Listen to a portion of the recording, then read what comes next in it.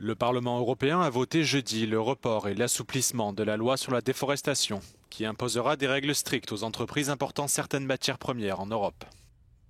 En vertu de cette nouvelle loi, les produits tels que le cacao, le café, le bœuf et le soja ne pourront pas provenir de terres déboisées, et les importateurs devront être en mesure de garantir leur traçabilité. La législation a été proposée par la Commission européenne afin de limiter l'impact de l'Europe sur la déforestation. La consommation européenne étant responsable de près de 10% de la déforestation mondiale. Alors que la loi devait initialement entrer en vigueur en décembre de cette année, la Commission européenne a proposé un report de 12 mois, jusqu'en décembre 2025, indiquant que ce délai servirait de période d'introduction progressive. Le Parlement européen a rapidement approuvé la proposition, ainsi que 8 nouveaux amendements au texte qui doit maintenant être approuvé par le Conseil de l'UE.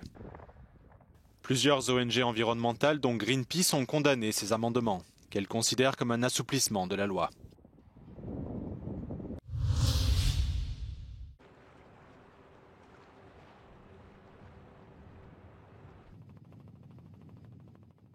C'est l'une des armes insaisissables employées par la Russie pour financer sa guerre en Ukraine.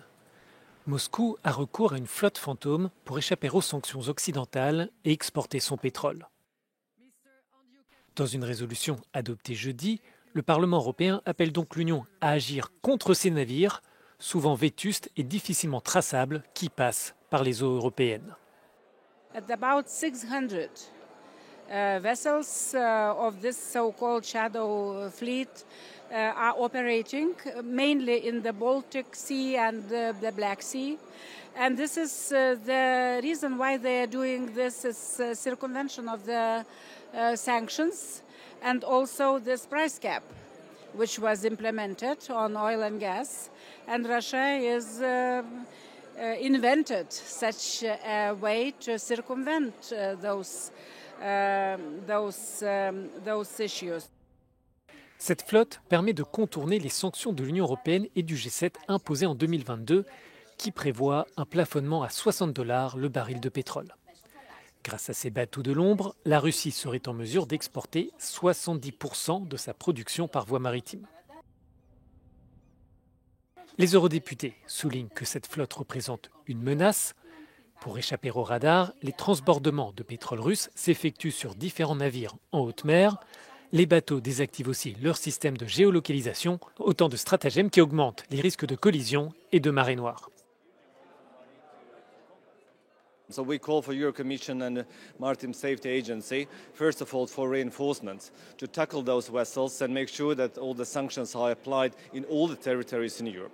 The second is to ban those dangerous ship-to-ship transfers, and then also to have extra funds for quick response capabilities.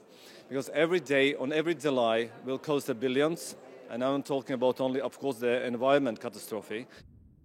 La Russie aurait investi environ 9 milliards d'euros pour développer cette flotte fantôme qui transporterait principalement le pétrole russe de la mer Baltique et de la mer Noire vers l'Inde, la Chine et la Turquie. L'hydrocarbure serait alors raffiné sur place et pourrait donc arriver en Europe sous forme de produits dérivés sans passer sous le coup des sanctions.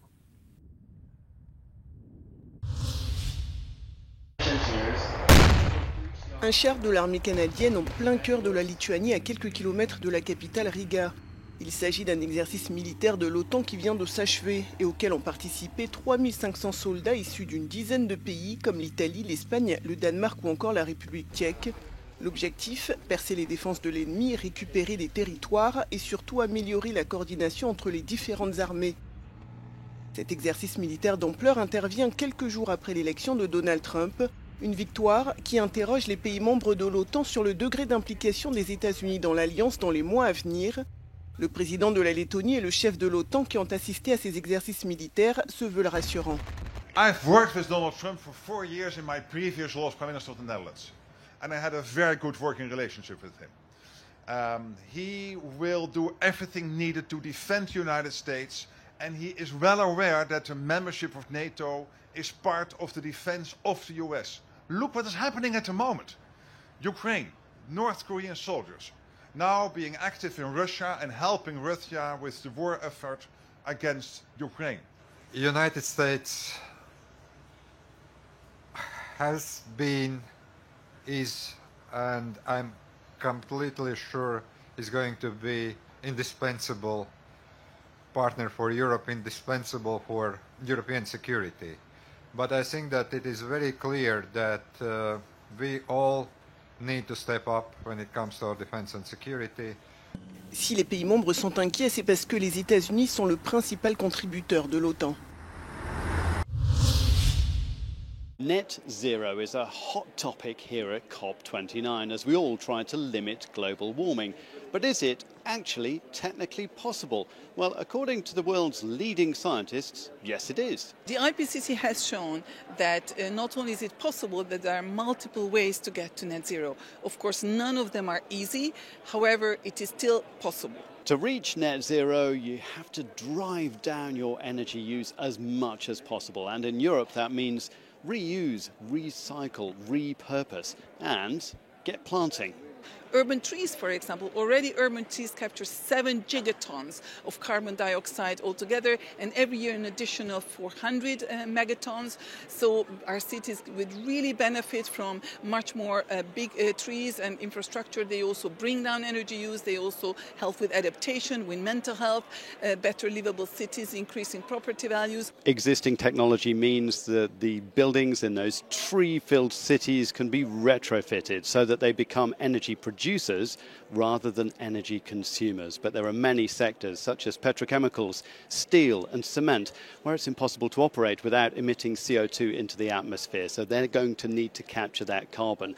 And carbon capture technologies are proving expensive and difficult to scale. So are there any innovations that can fix it? I believe that we can become carbon neutral in our world by renewable energies, energy efficiency, all the solutions that exist, but they are not implemented fast enough, which means that we will need, most probably, direct air capture, because we are not doing enough today, and we will need to pay this cost of inaction by putting a lot of money into direct air capture. The scientists and engineers are convinced that net zero is possible, and in many countries, including the EU, it's a legal obligation.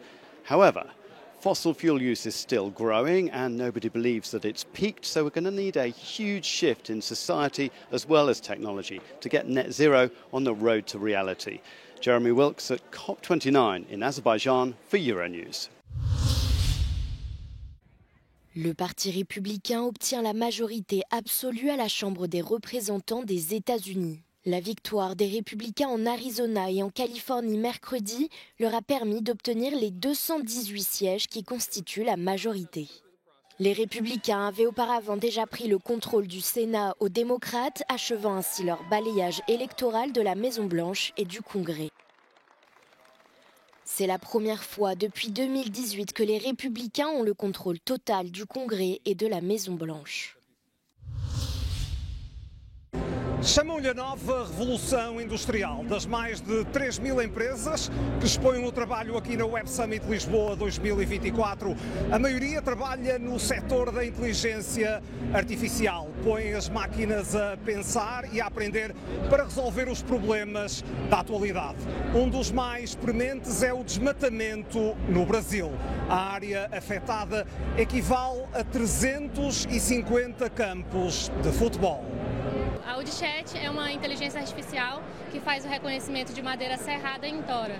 Nós fazemos esse reconhecimento dentro do WhatsApp. Nossa tecnologia é uma API verificada pela Meta. No Brasil, esse nosso reconhecimento ele serve para preenchimento do documento florestal. Ele ajuda o madeireiro com esse preenchimento para que essa madeira ela passe na rodovia federal com certificação autorizada.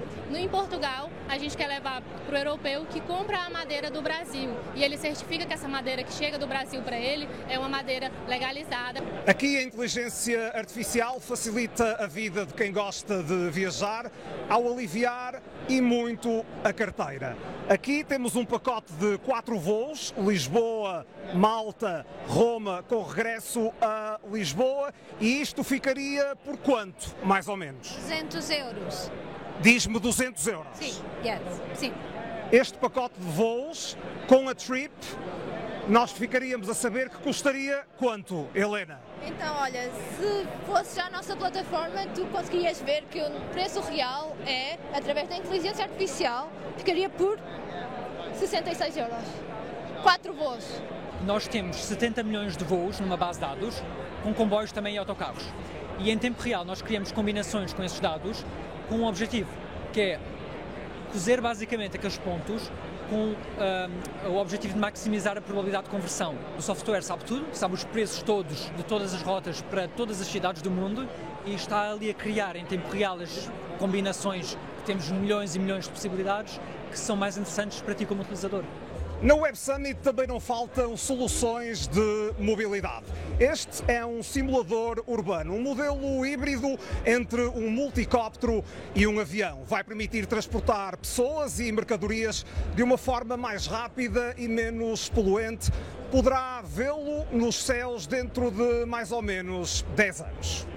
With the chips and power semiconductors from Infineon, such things, which now look like their future, can be reality quite soon. So we are powering up drones, motors, electrical cars, AI data centers, and we are delivering power to where it's needed. Robôs como este que vemos aqui, o Stella, têm um grande potencial criativo, mas por outro lado também podem acabar com muitos empregos. Esse é um equilíbrio que quem está nesta área ainda procura alcançar. João Azevedo, Euronews, na Web Summit, em Lisboa.